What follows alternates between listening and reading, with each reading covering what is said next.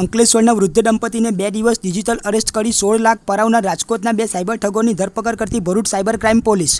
અંકલેશ્વરના નીલમાધવ રેસિડેન્સીમાં રહેતા નિવૃત્ત શિક્ષિકા પ્રેમીબેન રોહિતને 2 તારીખે સવારે 11 વાગ્યે કોલ આવ્યો હતો. કોલ કરનારે પોતાની ઓળખ દિલ્હી સાયબર ક્રાઇમ પોલીસના વિનયકુમાર તરીકે આપી હતી. તેણે દંપતીને કહ્યું હતું કે તેમના ખાતામાંથી 2 કરોડનું મની લોન્ડરિંગ થયું છે. આરોપીઓએ દંપતીને ધમકી આપી હતી કે તેમણે આ મની લોન્ડરિંગમાં 20% કમિશન લીધું છે.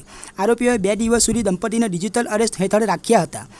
આ દરમિયાન તેમની પાસેથી 16 લાખ રૂપિયા પરાવી લીધા હતા. આ રકમ બંસીલાલના નામે ઇન્દસન્ડ બેંકમાં જમા કરાવવામાં આવી હતી. ભરૂચ સાયબર ક્રાઇમ પોલીસે ફરિયાદના આધારે તપાસ શરૂ કરી હતી.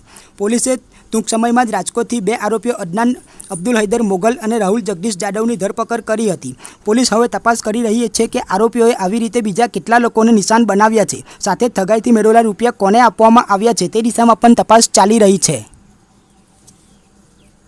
અંકલેશ્વરમાં રહેતા એક નિવૃત્ત શિક્ષક દંપતીને ફોન કરી, વિડીયો કોલ કરી અને પોતે સાયબરના અધિકારી છે એવી ખોટી ઓળખ આપી અને આ શિક્ષક દંપતીના આધાર કાર્ડના આધારે કોઈ મોબાઈલ નંબરો રજીસ્ટર થયેલા છે અને એ મોબાઈલના આધારે ચીટિંગ થયેલું છે એવી એમને ધમકીઓ આપી અને ત્યારબાદ એમના વિરુદ્ધમાં ગુનો દાખલ થયો છે. એમની ધરપકડ કરવામાં આવશે એવી ધમકીઓ આપી એમને ડિજિટલ એરેસ્ટ કરી એમની પાસેથી 16 લાખની માતબર રકમનું ફ્રોડ કરવામાં આવેલું હતું.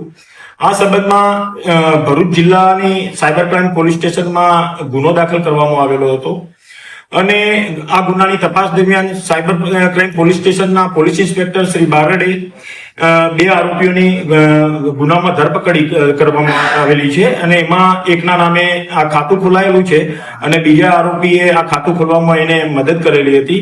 જે ખાતામાં આ ફ્રોડ કરીને રકમ જમા થયેલી હતી એવા જે 2 આરોપીઓ પકડાયા છે રાજકોટ ખાતેથી પકડવામાં આવેલા છે. એકનું નામ છે અદનાન હૈદર અબ્દુલભાઈ મોગલ અને બીજો આરોપી છે એ રાહુલ જગદીશભાઈ જાદવ. આ બંનેને સાયબર ક્રાઇમની ટીમે રાજકોટ ખાતેથી પકડ્યા છે.